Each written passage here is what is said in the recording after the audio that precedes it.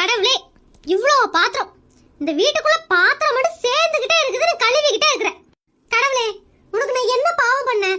என்னையே பொண்ணா படைச்ச. சரி, தொலைஞ்சு போகுது பொண்ணா படைச்சிட்ட. என் வயித்துல 2 பொம்பளை பிள்ளைகளை கொடுத்துருக்கலாம்ல. எதுக்கு ஆம்பளை பிள்ளைகளை கொடுத்துருக்குற? இந்த பசங்களை வச்சுட்டு எந்த வேலைக்கு லாய்க்கு கிடையாது. ஒரு வேலை செய்ய மாட்டேங்கிறானுங்க. சாப்பிட்டு தட்ட பாரு கடவுளே, சிங்கிள் அப்படியே முடிச்சிருக்கானுங்க. இந்த பிள்ளைங்களை எனக்கு கொடுத்ததுக்கு 2 பொம்பளை பிள்ளைகளை கொடுத்துருந்தா கூட கூட மாட வீட்டுல வேலையாவது பார்த்துருக்குங்க, என் மேல பாசமாவது இருந்திருக்குங்க. நான் விக்கெட் கடந்தா கூட ஒரு டம்ளர் தண்ணி தர மாட்டேங்கிறாங்க கடவுளே. சரி, ஏதோ நான் பெத்ததுங்க தானே, அனுசரிச்சு போலான்னு பண்றேன்.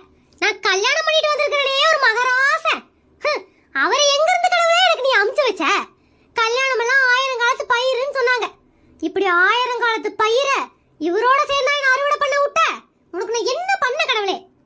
சரி, தொலைஞ்சு போகுது, கட்டின உருசம் தானே பண்ணலான்னு பார்த்தா என்ற மாமியார் தொல்லை அதுக்கு மேல